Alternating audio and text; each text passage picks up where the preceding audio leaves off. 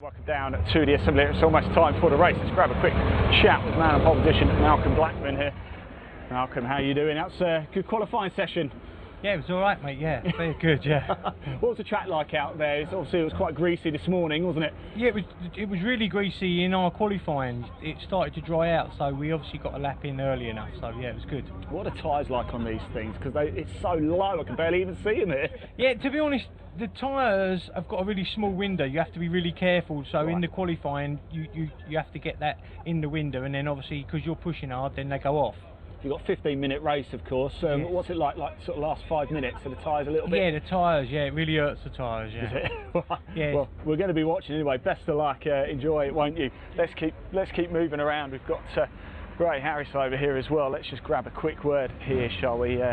Here we are. Are we ready for this? Are we feeling good? Yeah, we'll at least it's dry this time.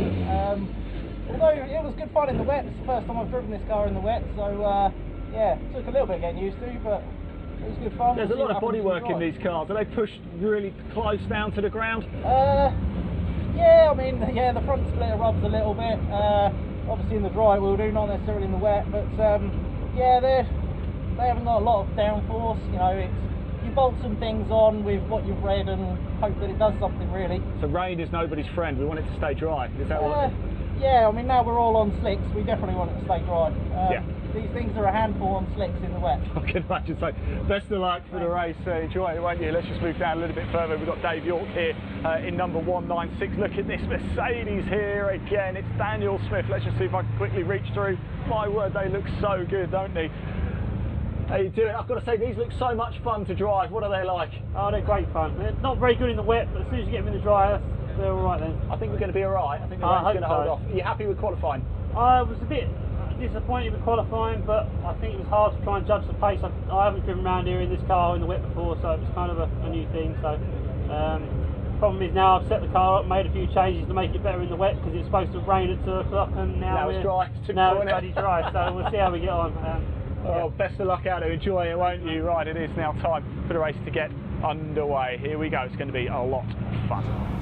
So 59 at 267 through 78 through 21, Philip Young, Mr. Cheese Racing with the Mitsubishi Colt at a time of, actually that's a Boston, so Mr. Cheese got the first number 21, Philip Young, modelling 12.117, beside him number 7 is Simon Hutt, the BMW. Also, this race is a time of 1 minute 12.911 or 911. 21 and 7 round 8 and the 9th round number 175.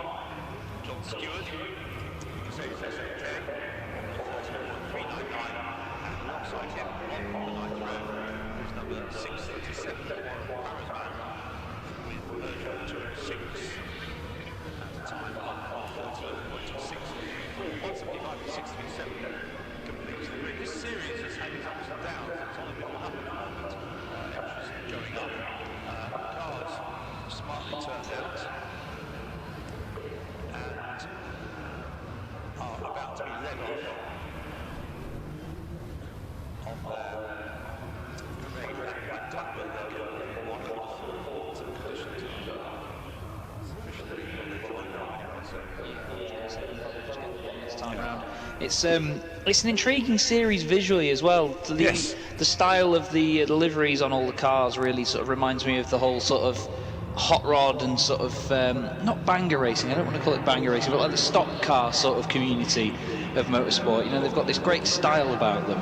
Well, David Anderson decided, and he's a big enthusiast for that sort of racing, he decided that he wasn't going to come to Silverstone, he was going to go to Le Mans instead. Well, there you go. Yeah. So that's why he's up here. He did hear about this race that was some pair of races, and thought he might.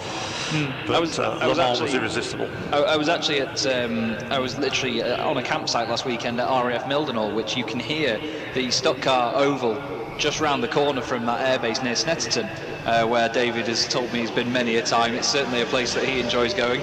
But you do see the style of these sorts of cars around these parts, but it's a brilliant grid. And again, I didn't even know there were this many of them. But like you say, it's a great turnout for this category. Yeah, I mean, I've seen it before, not this year, but in previous years. Alton Park, for example, and they haven't been as numerous. They've had to run them with other cars, other categories. But now that they've got this number, well, we got 30, 18 cars on the grid. So it's a decent number, and the way that the safety car is clearing off suggests that the others are hanging back, that it is going to go for a start. Now, again, it's going to be a 15-minute pair of races for them. And the first one with Malcolm Blackman and Ray Harris, the most successful drivers of the season so far, sitting side by side on the front row, coming up through Woodcote to get the start signal. That's the red Tigra on the right-hand side, the blue, I think they'll call it, number 5 on the left-hand side. Lights go out and we're racing, and it is, I think, just about Malcolm Blackman in the red Tigra who has the advantage. Yes, he has, going through Copse Corner for the first time. So it is Malcolm Blackman leading in the Tigra, number 91. Is indeed. He's got a big old train behind him, though, side by side for third and fourth place. That's cars 6 and 196. The 6 machine trying to hang it out around the outside. That's Ian Hales. Doesn't manage to do it, though. The 196 goes through, and here comes the blue SLK. Car 33, driven by Daniel Smith. He's on his right-hand side. All looks nice and tidy down here, although the number 59 SLK at the back of the field, which is Nigel Beardsmore, he's having a bit of trouble staying with them. Maybe a puncture on the right rear. It's on a bit of a drunken angle, as you called it earlier. Well, yes, and somebody else picked that phrase up. Yes, it's a well-known old phrase. So they're all safely through Brooklands, now going through Luffield, and the 2 leaders already getting away. It is Blackman from Harris as they come through for the first time. We're probably going to see some of the fastest times of the day so far, partly because of the wet track earlier on. But these cars are pretty rapid, just 2-litre engines. In third place we've got, now the screen's showing me number 52 in the lead, which is completely nonsense.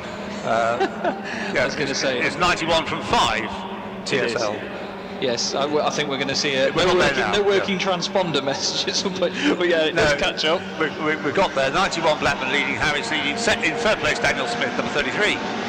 Indeed, and he still leads the way on his way out of Beckett's as well. It's all line astern behind, no moves or anything being made here. We've got the Z4 still running a bit further down. Number 59 of Nigel Beardsmore still continuing at least, which is good, so there's no issues there. Yes, he was last but 1, in fact. In last place we had number 6, in fact, which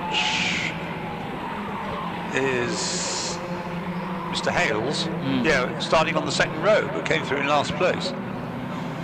We'll check that out. Side by side then for the second time. The Tigra just on the outside line. The Ginetta takes the tighter line coming through Woodcote, gives him the advantage perhaps for Copse Corner. No, tucks in behind the Tigra. So it is Malcolm Blackman still leading from Ray Harris as they come out of Copse Corner and back up towards you, Chaz, for the third time. Yep, side by side by the look of it as they come towards me, just about getting rid of the overlap there was the number 91, Blackman just holding on. They need to be careful though, because the 33 and the 196 are tucked right up behind them now. It's a great fight for the front. 5th place, number 68, ahead of car 29, being driven by Mike Thurley. Leads his class as well, ahead of Ailing in the car 28. Who's also in the other class, yes. It is indeed, yeah, good scrap potentially between those two. They're in the middle of quite a long train as well, so they could actually get caught up in other people's moments, let's say. I think the 2 leaders are being caught by the next pair, D. Smith and York. Daniel Smith and Dave York are closing up slightly on the leader. In fact, what was a breakaway pair are no longer breaking away. A challenge being made again by Ray Harris as they go towards Copse Corner to try and take the lead. No, still the red Tigra is in front, but they're definitely being caught. Smith and York, and possibly the train behind are also staying in touch. Yeah, it's great battling so far. Smith having a look on the left, but down the inside for the race lead goes number 5. Ray Harris gets the job done on the brakes, and Blackman's now under pressure from the 33, who's managed to get his nose alongside, gets rid of the overlap on the exit of Beckett's though, and now it's 3 line astern, but everybody else is in 4th place. Yes, that's what it looks like. So down they come, down the Wellington Straight into Brooklands. And will it be green? Yes, it is, but only just by about half a length, and it's 3 for the lead, as you said, 3 abreast also trying to get into Luffield, and there's 3 more cars tagging onto them, so you've got 4 for the lead, plus 3 trying to stay with them, and doing so successfully. So through comes the leader, the new leader, Ray Harris, as far as we're concerned down here. Ray Harris leads from in second place. Daniels, Blackman, then Smith, then York, Bolton, Thurley complete the top 6, with Chris Ayling hanging on as well in 7th place, number 28. Well, it's once again another frantic and enjoyable race. The battle for second place now still on. Blackman is now back in front, and Harris is now down to 3rd. So the number 33 Mercedes of Daniel Smith goes up into 2nd place. 4th place stays the same. We've got the 28 machine of, who is that in 28? That's Ayling. Chris Ayling, yes, he's come through. Ahead of Thurley actually at the start of this lap. Right, well that means he's gone into the lead of the class. It has, yeah. At the start of the lap he was behind Thurley, but he's changed spaces now. I think he just did him on the way down to Beck. Sliding wide there as they go through Brooklands, trying to retrieve his 2nd place. He's almost got it. He's in on the inside line of Daniel Smith, I should say, as they come out of Luffield. But just about hanging on, Ray Harris on the inside line, but this is allowing Malcolm Blackman to make a break, and as you'll see, for the first time there's a load of daylight between him and anybody else.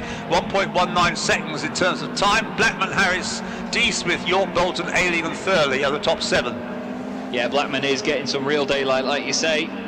He is starting to stretch his legs at the front. 2nd place though down the inside now. Ray Harris tries to get the move done on Daniel Smith. He's still side by side on the exit. That Ginetta just can't get its nose in front at the moment, in front of the Mercedes, but right behind them, right there, is Dave York ready to make a move in his grey Tigre. Yeah, so for a newcomer he's doing pretty well here. The leader at Brooklands, I think he's made the break that he needs. I see that Malcolm Blackman's going to go on and win this one now. I don't think the others will be able to work their way back onto turns with him. And the others side by side again as they come out of Luffield and into Woodcote. Brilliant battle this. Ray Harris in the middle of it, and on the outside of him as they come through is number 33, the car of Daniel Smith, the Mercedes SLK. And then right behind them is York, then Bolton, Ayling, and up to 7th place now is number 156, the car of Pat Keeley, Tigre. Blackman will love watching this one back because he's not going to have any idea what's going on behind him. They're still side by side in 2nd place. Fantastic racing from Ray Harris and Daniel Smith. Still side by side through Beckett. Still side by side on the exit. Looks like Harris is just getting that run. I don't think he is actually. I think Smith's actually just changed up a gear early and he just actually held him back a bit. I don't quite know how he's done that, but they're still side by side. It's unbelievable racing. I think they've just about done the whole lap side by side, haven't they? Yeah. They're at it again as they go through Brooklands. But all the while, of course, they're dropping further and further back from Malcolm Blackman, who now leads by the length of Luffield. Before he comes out of Luffield as the next 3 are going into Luffield. That's the length of his lead. It was 2.6 seconds at the start of the lap. What's it going to be at the end of it? There, Malcolm Blackman goes through, 7 laps completed. In 2nd place at the moment is Ray Harris, and he's 3.5 seconds adrift. Then is Daniel Smith. Up into 4th place is Dave York. In 5th place is number 68. So I'm just looking at 68. Is Bolton, yeah. Somehow holding on. Oh, big swoop around the outside by the number 5 of Harris, and Smith dives back down the inside into Beckett's. The two of them make a tiny little touch, I think, just as they get to the apex. And now Smith's on the right, and now Harris is on the left. It's deja vu. This is fantastic stuff to watch. Amazing racing, this. It's a shame it's not for the lead, but it's a great battle for podium positions here. And into Malcolm Blackman turns into Luffield. Then the next, still side by side, they turn into Luffield, then one behind the other as they come through Luffield, and I think there's a real chance of the car in 5th place. That's 68 Eric Bolton catching them. Remember, he claimed a good grid position on the last lap of the qualifying session. He comes on strong towards the end of the session, but he's certainly, I think, beginning to catch up the 3 ahead of him. Bolton in 5th place. So Blackman leads now by 3.6 seconds from Harris, Smith, York, then Bolton. For now. Absolutely for now. I was going to say for that corner maybe, yeah. But Harris now just ahead of Smith. This is the first time I've not seen them side by side for quite a while. Yeah. York holding on behind, like you say, then Bolton. Then there's quite the gap back to the 156 machine and the 29. That's Keeley and Thurley. Then they've got Ayling in car 29 just behind them. And the 52, Corrado. still just inside the top 10 of Robertson. That's a good-looking car, that. I really do like a Corrado. It's designed with only a ruler. Yeah. Into the pits has come number 4, so problems for Richard Smith. It looks like a retirement. Meanwhile, the leader, I think that gap's come down a little bit. It was, as I say, it was 3.6 at the start of the lap. We've got 5 3/4 minutes to go. Malcolm Blackman comes through. It's still quite a large advantage that he has. I doubt whether even now he perhaps has established himself in second place once more. Ray Harris may be able to do something about it. The gap's come down by a second. It was 3.6, I said, didn't I? The end of that lap, it's 2.5. So the gap's come down by a second. So Ray Harris, perhaps he's on a second wind, as it were, to catch the leader. He's certainly on it now. Foot down, he's got away from Smith and York. York has actually closed up to Smith. It's like Smith's the sort of middle of a reverse Newton's cradle. He's sort of bounced off the back of one and gone to the other. He's run very wide out of Beckett's. I'm not sure if that'll help him down the straight, though. He might get a good slipstream, a good slingshot off that at least. The rest of the pack behind him starting to spread out slightly here. Number 14, Tigra, just going through as well, of Spinks holding on to a top 10 position, but very under the radar compared to the amazing racing we've got up front. Well, it is amazing racing. It's almost back up front, because the way that gap is coming down, there's a real chance, I think, of Ray Harris being on terms with Malcolm Blackman on the last lap. We're not there yet. We're going to be there fairly soon, though. 4 minutes and 39 seconds remain as Malcolm Blackman goes over the line, completing his 10th lap. In second place, 1.6, another second taken back there by Ray Harris. So the gap is coming down and down. Daniel Smith still third, then York, Bolton and Keeley and Thurley in 7th place. Ailing is 8th. Those two are swap places at the top of the class. I think the gap is also coming down from these leaders to the 175 car at the back of the field. I think they might have to deal with that before the end of the race, which could be intriguing. Battle for third going on well. That's Smith and York right together. York climbing all over the back of him as they exit Beckett's. Don't think he's going to be able to get him down the straight. He's certainly showing his nose to the left-hand side, but I think at the moment it's all just going to be about mind games for York to try and fill his mirrors. But a podium on his well, quite an early performance in the season would be brilliant for him. Right into Luffield. Remember I said the lead he had was the full length of Luffield. Now it's about half, if that, the length of Luffield. So much as the gap come down to the eye. So for the 11th time, 3 3/4 minutes to go. Of course, with these very fast lap times, they get lots of laps in. So over the line goes Malcolm Blackman, over the line goes Ray Harris, and the gap is now 1.1 second, half a second only pulled down back on that lap, but 1.132 is the gap first to second. That's all it is. Smith, York, Bolton, Keeley, Thurley and Ailing go through in the next places. Yeah, that gap is visually a lot smaller now. Blackman doing a fantastic job, but like you say, this second wind from Harris has been brilliant. That Ginetta that they do get everywhere is certainly trying to get into the lead at least. Top 5 staying in the same order. They've got a fantastic bit of oversteer through Beckett's, these cars. A lot of them coming into my sight sideways here as the car 29 of Thurley goes to the right-hand side of Keeley's Tigra. I think he might have had him by the time they get to the end of the straight. He looks like he does. Leader is still the red Tigra, still Malcolm Blackman leading, but that gap is less than a second now, very much less than a second, as they come out of Luffield, and the gap third to fourth, the second pair of dueling cars, almost the same, very small gap. So first to second is 1.0, it's gone up 1.072 seconds. Third to fourth, 0.7 of a second. It's very, very close indeed. 2 minutes and 20 seconds left. I want them to extend this race by about half an hour. This is fantastic. Well, I think we'll get 2 more laps after this, I think. Yeah, we should. But like you say, it's 2 and 2. Dave York goes really hot into Beckett's. Manages to collect it though, very sideways on the exit is Dan Smith. That was incredible. I could see his arms flinging around in the cockpit. Opposite lock, manages to save it and stay ahead. But yeah, York going a little bit hot. The 156 car's actually dropped another place now to Ailing. Ailing's gone through, so maybe, funnily enough, Keeley is the one that is Ailing. Yeah, indeed. So the leaders into Luffield for the 13th time. And time for 2 more laps after this one. So onto the penultimate lap they will go. And Malcolm Blackman leads Ray Harris. Perhaps his big surge is fading a little. 1.072 has gone up slightly to 1.239.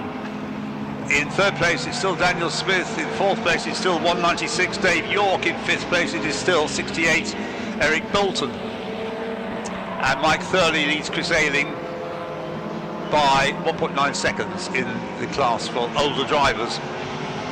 Blackman just exiting Beckett's now, and yeah, it looks a lot more comfortable all of a sudden. And Smith looking a bit more comfortable in front of York right now, but he can't let off the gas there because York is looking racy. Then we've got the train behind. They've got the 68 of Bolton, the 29 of Thurley, then it's the 28 of Ayling, and then Keeley in 1:56, who lost that position on the previous lap, but it's the two leaders in the IS category that have gone through. And they're side by side, believe it or not, they're side by side as they come through Luffield.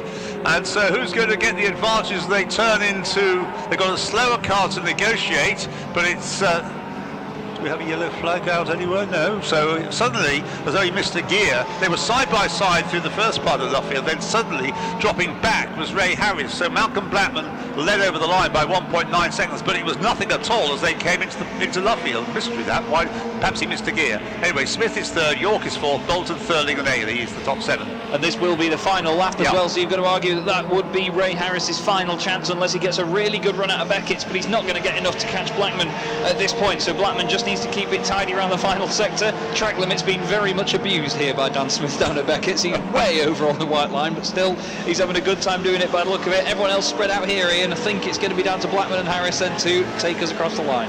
So as they come into Brooklands for the final time, Ray Harris has got back on terms. He could almost get level, I think, as they come up to the finish, but as they come out of Luffield, it is still the red Tigra of Malcolm Blackman who just leads from Ray Harris in the green Ginetta, and it's going to stay that way because as they head towards the checkered flag, it's the first across the line. The former champion Malcolm Blackman takes the flag ahead by 0.823 of a second. In third place, Daniel Smith holds off number 196 Dave York by just over a second, 1.05 over a second for third place. In fifth place, 68 Eric Bolton. In sixth place, winning his class, as ever he does, number 29 Mike Thurley after his battle with Chris Ayling, who finishes in seventh place, 29 ahead of 28. In eighth place, dropping back a little bit in the closing stages, number 156 Pat Keeley. In ninth place, number 52 Mick Robertson, and in 10th, third in the class, and in 10th place, number 14, Philip Spinks. Well, that was pretty stimulating, wasn't it? Welcome back from the lunch break, everybody. That was brilliant. I was jumping up and down in this commentary box, spinning around like an absolute lunatic. But that was great. Great fun to watch. Awesome racing from these little cars. I say little, they are still full size, but they just look a lot smaller than the usual machines. But yeah, like I said earlier, I didn't realise there were this many of these cars in the world, and I want to see more. Well, that was great. I agree. Until I saw the entry list, I didn't think that these cars had recovered sufficiently, but they languished. I mean, they used to get something like 6 cars only, not so long ago, but certainly it has taken off now, and the standard of preparation is great.